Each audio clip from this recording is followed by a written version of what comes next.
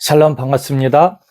이 시간에는 창세기 2장의 에덴 동산에 관하여서 같이 은혜를 나누고자 합니다. 전에 녹음했던 것들이 중간에 음성이 들리지 않은 연고로 다시 녹음하였습니다. 창세기 2장 4절입니다. 천지에 창조된 대략이 이러하니라 라고 말씀하였습니다. 이건 무엇입니까? 약간의 편집이 되었다라는 것이죠. 어떤 정확한 의도와 의미를 주기 위하여서 편집해서 기록하였다라는 것이 의미를 가지고 있는 것이죠. 7절에 여호와 하나님이 흙으로 사람을 지으시고 생기를 그 코에 불어넣으시니 사람이 생명이 된지라. 이것을 이 글을 기록한 모세의 입장에서 영의 세계를 바라볼 수 있어야 합니다. 영의 세계를 우리가 이해하기 위해서 우리나라에 우리 시대에 100년 전에 이제 돌아보면 알 수 있습니다. 이제 검은 옷을 입은 죽음의 사신이나 어떤 귀신 이야기에 벌벌 떨면서 할머니와 할아버지에게 들었던 것들을 알게 됩니다. 100년 전만 해도 귀신 이야기에 벌벌 떨었던 우리들인데 하물며 4000년 전에 영의 세계에 어떠했을까요? 그래서 그 시대에 믿었던 신들의 어떤 이름만 들어도 우리는 그 수준을 알게 되는 것이죠. 뭐 나일강신, 두꺼비신, 메뚜기신, 바위신, 하늘신, 구름신, 산신, 그렇죠? 이 정도 수준의 영에 대한 어떤 수준과 지식의 어떤 신을 믿고 있을 때의 영의 세계를 표현하고 있는 것이죠. 그래서 그나마 그 시대 최고의 수준의 교육을 받았던 있던 모세, 이집트의 왕자였던 모세에게 영의 세계에 대해서 표현한 것이죠. 우리가 지금 알고 있는 수준의 영의 세상으로 알아서는 안 될 것입니다. 8절입니다. 하나님이 동방의 에덴에 동산을 창설하시고, 그렇죠? 동쪽 어떤 머나먼 지역에 동산을 에덴의 동산을 창조하셨다라는 것이죠. 만드셨다라는 것이죠. 모세가 거했던 곳의 동쪽을 들어서 어떤 특정한 곳에 하나님의 나라를, 영의 세계를 표현하고 있다라는 것이죠. 9절입니다. 하나님이 그 땅에서 보기 아름답고 먹기에 좋은 나무가 나게 하시고 동산 가운데에는 생명나무와 선악을 알게 하는 나무도 있더라. 이 생명나무는 무엇입니까? 생명나무는 결국은 생명을 주시는 예수님 자신을 표현하고 있는 것이죠.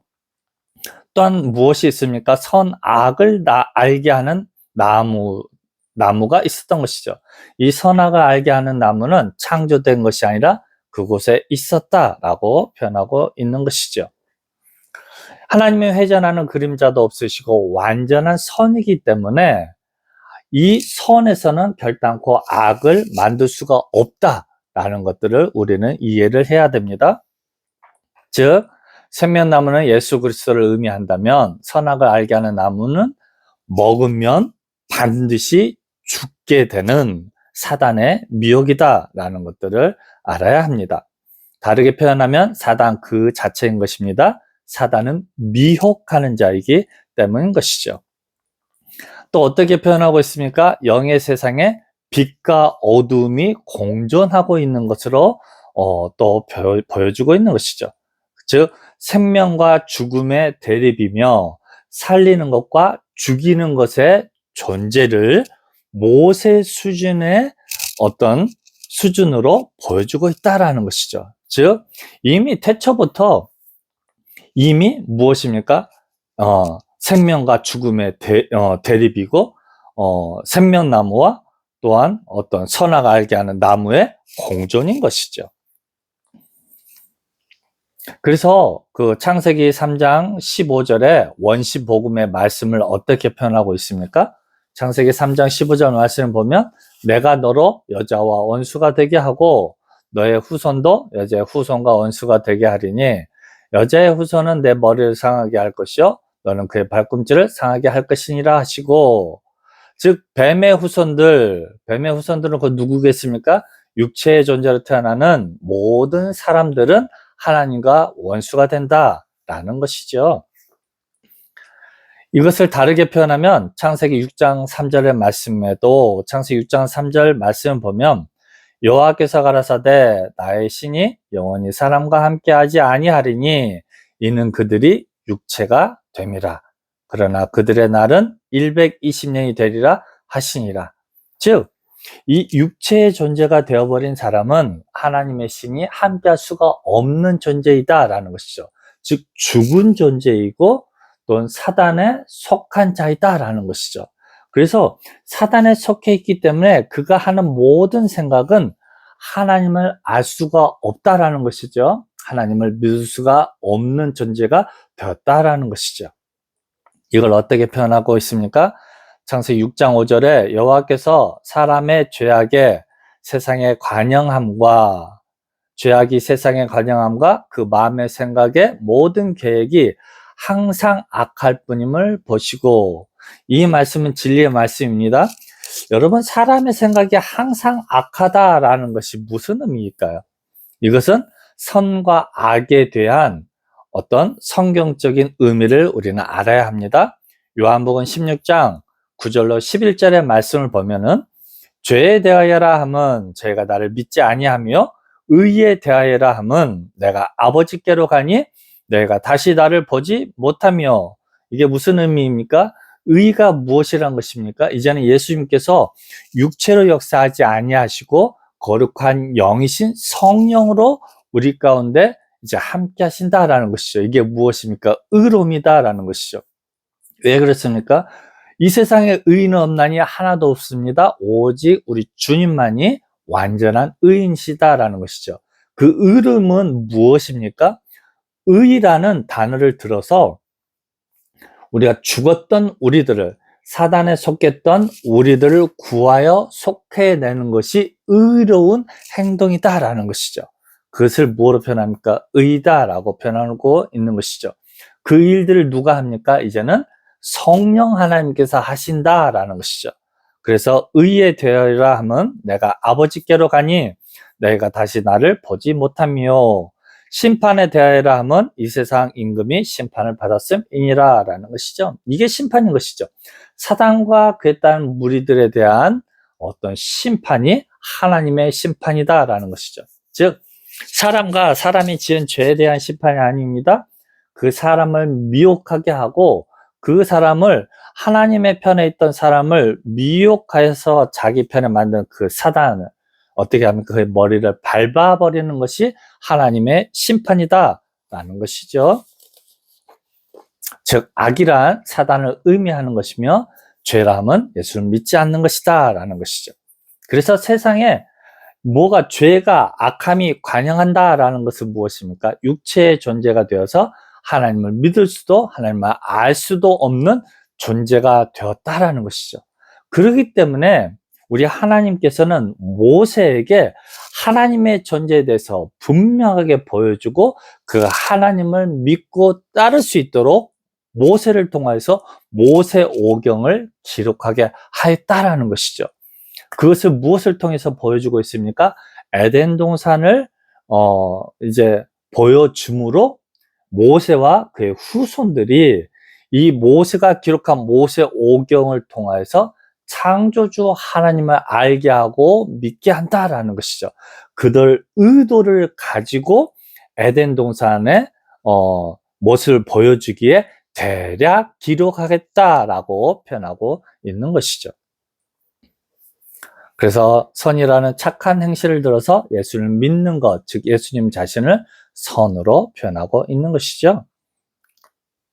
물론 우리의 악한 행위로 상식에서 벗어남으로 이 시대에 법으로 정한 것에서 벗어난 행위로 말미암아 사람들로 하여금 기독교를 개독교로 부르게 하는 행동 또한 무엇입니까? 성령 회방죄이다라는 것이죠.